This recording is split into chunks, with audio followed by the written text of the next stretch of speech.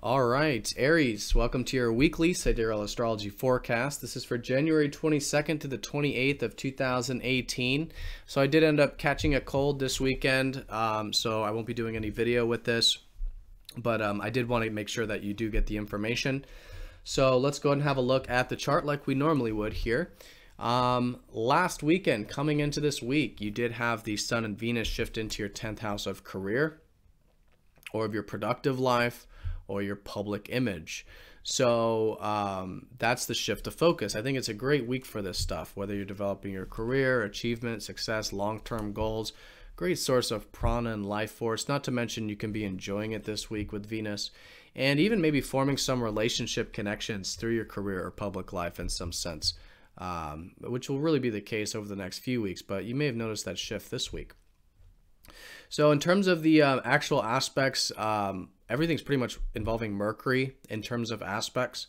And so this is, I think, going to be placing a lot of emphasis on your 9th house, which is where you had the last new moon. So last week we had a new beginning. It was for you about your perspective on things, the power of manifestation perhaps, maybe some of you starting some new matters relating to travel, or higher learning, or philosophy, higher wisdom, whatever expands your horizons.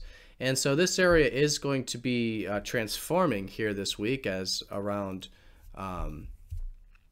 Wednesday, we do have Mercury going over Pluto in that 9th house, shifting your perspective once again, and helping you tap into a bit of that expansiveness, open-mindedness, inspiration for life, spirit for life. And this could be really transforming the way you view things, your practical mind. Mercury rules your 3rd house. Could be some things transforming with the way not only you view things, but also how you communicate and how you learn and how you share with others. And then also Mercury does rule your 6th house of routine. So that's also, I think, expanding your routine, right? Your perspective. But then with Pluto, there's transformation to your routine. So anything you can do around Wednesday to be non-attached to communication, to your perspective, to your routine or your day-to-day work, I think it'll help this energy flow. And then you'll notice, especially once you get to around Thursday onward, this sort of transformation and rebirth in many ways when it comes to not only your perspective, but also your routine work and, again, that communication. So once we get to Thursday, though, that Mercury does sextile Jupiter, which is reminding us that the area of expansion for you this year is on relationships. So there could be some flow after that on Thursday involving communication through your relationships, or you're just a bit inspired in that area, a bit of flow. Not to mention you still do have your ruler Mars in that 7th house. So there's still a lot of drive and directness, with relationships, a lot of themes still pertaining to one-to-one connections. So maybe just a minor opportunity there, maybe just a little bit of flow, but it is nice. It's linking up this new perspective shift with your one-to-one connections this week. And maybe bringing in a bit of that inspiration there with your relationships as well, philosophy and sharing and communication, whatever it is.